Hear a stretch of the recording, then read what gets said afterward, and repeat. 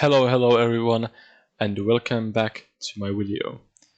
It's been about 1 month since I uploaded last time my video, and it was about day 6 of a freedom war, and I have received a lot of messages. How did the freedom war go? And I'm happy to say that we actually won the war. It was a 7-day war, and the one reason why it took pretty long, well, 1 week war isn't really long, but in this server it's well, last time there was any big wars, even like totally 100 million might point war, it was about 1 year ago, like a big war. So like only Ice Nation, my alliance, is having war since meat troops, and I'll go back into that later.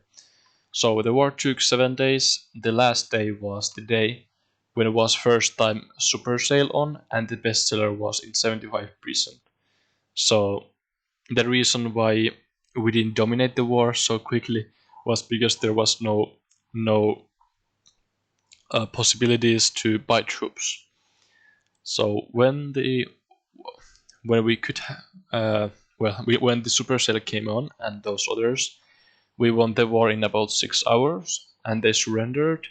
And well, of course, we wanted to continue the war, but one much bigger alliance threatened us. If we didn't stop the war, they would have done something, and blah blah blah. So we kind of had to give them peace and accept their surrender. So yeah, but the main, well, we won the war, so that's good. But I would have wanted to get some honor from one player, but yeah.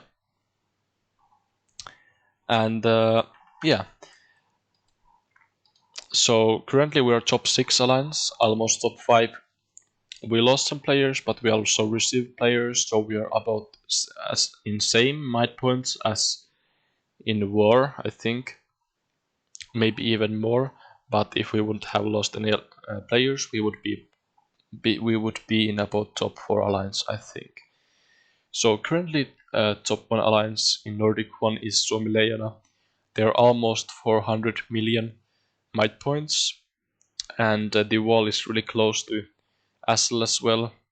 It's funny that both of them are the biggest alliances in the server, and last time they were in war, I think it was about 1 year ago. They do mass attacks on both of their sides like every week, but there is just no wars because the meat troops, they would make the war really long, and there was actually one big server war in this server. It took half a year, I think, and there was many alliances in participating in the war. So people are scared that the same thing is going to happen again. So I don't know when there will be another war between the war or Assel. I don't think it will be in 6 months from now. I don't think there will be war. Sadly, because it's fun to watch big alliances having war. But yeah. Also, one thing I wanted to talk about in this video, one really important thing that many player is not realizing, that meat production, no, not a production, but the meat defenders, meat attackers, they're really unbalanced, because it's okay. Let's take an example. We can see how fast you can recruit coin troops and how fast you can recruit meat troops. Let's say from here we can see about 1,000 troops to recruit would take about 1 day. So to recruit about 7,000 troops is about 1 week, and to recruit almost 30,000 troops, about 25,000 troops, would take 1 month. That's huge. Like I mean, like, you would have to wait 1 month to get 25,000 defenders in meat, and also you maybe want to get attacking troops. But the issue is that you would have to spend a lot of money if you want to get a lot of meat troops. Of course, you can get barracks level 15 in other castles, but the main issue is that nowadays people are making a lot of strong attacks, like 15,000 attacks with big boosters. So let's take an example that someone is attacking you with 15,000 troops and all those big boosters, and it's a mass attack. So like, there's no way to get 1 million defenders stacked in your castle. So let's say you have like 200,000 defenders in your castle. The 15,000 troops that other players is attacking on you, it will kill about maybe 30,000 or 25,000 meat troops with one attack. And the problem is that the amount you will lose defenders in one attack, it would take you 1 month to recruit it in one castle. And to big ruby whales, it's nothing, since they're just attacking. Well, mostly they're attacking to get rid of the attackers. So the thing is that the damage is that big ruby whales are doing, it's even more that we can imagine. Okay, it's not about that they can kill a lot of troops, because it would take, I mean, the main issue is that it takes really long to recruit the troops back that you lose. Of course, they can nerf the attacks, but it's really hard, I think, since people have bought already those boosters, and Good Game Empire is just making it more pay to win, and they're adding higher and higher courtyard boosters, and yeah. But one thing they could make better is that people could get much easier meat defenders or attacking troops, which would get people be able to defend those attacks easier, and if they lose the attack, they can, I mean the defense, they can still get the troops really quickly back. Example, you could recruit the troops faster. Maybe you could buy the defenders with rubies, like 1,000, and 1,000 troops would cost about 1,000 rupees, or same amount as the rupee defenders. That could work out maybe. Or maybe you could get defenders from events, or you could buy them with gold and silver pieces. Or maybe, you guess, if you're an old player from the game, you might remember that there was one event that where you donated resources, you got troops, attacking troops, and also there was an event where you donate troops and you get decorations. So they could add something similar, where you can you can farm or like donate, and you can get defenders by just being active in the game, not spending money, but being active in the game. Then you could, fight against pay to win players. So the game is really unbalanced, and I don't really like it. I think I would have probably quit the game already if I wouldn't have my own alliance.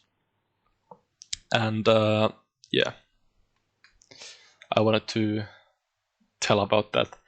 It's my own opinion about the meat troops, that it's really unbalanced, that people can kill your troops really fast and you cannot get the troops back easily.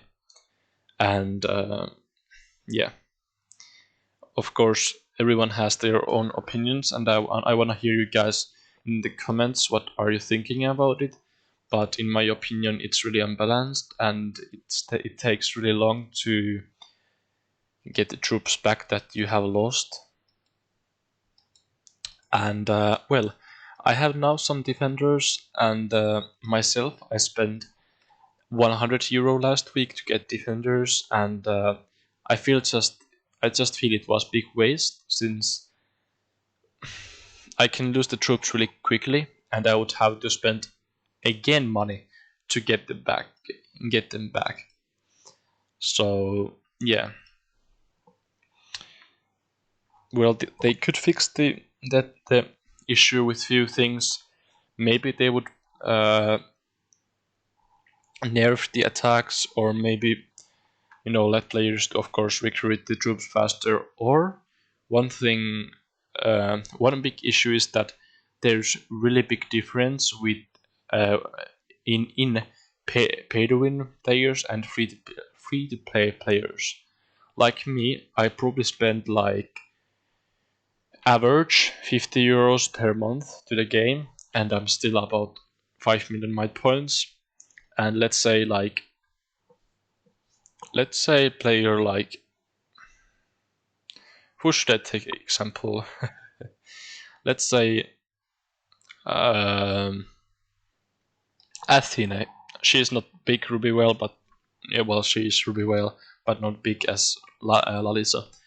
So she is much bigger Ruby well, and there would be no chance to me for fight against her, since she has, let's take a look like one outpost.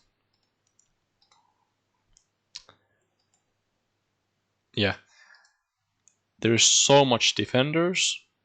Let's take a look at the metro.